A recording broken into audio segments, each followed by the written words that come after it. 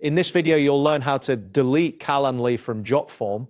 By following these simple steps, you will successfully remove the Calendly integration from your form. Begin by navigating to the JotForm website. Once you are on the home page, locate the top menu. Here you will see the option labeled My Workspace. Click on this to access your forms. After that, you will be directed to a screen displaying all your forms. From this list, find and open the specific form where Calendly was added. This may involve scrolling if you have multiple forms. Once you've opened the desired form, look for the button labeled Edit Form. Click on this button to enter the form builder interface, where you can make modifications to your form. Now, depending on how Calendly was added, you will need to take different actions.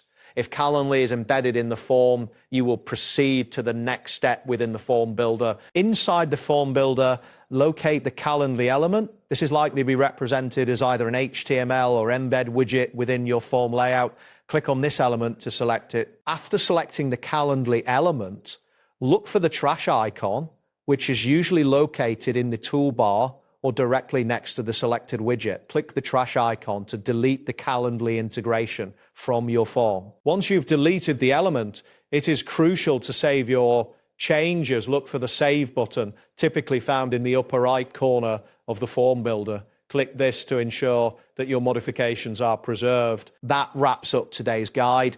Thanks for watching and catch you in the next tutorial.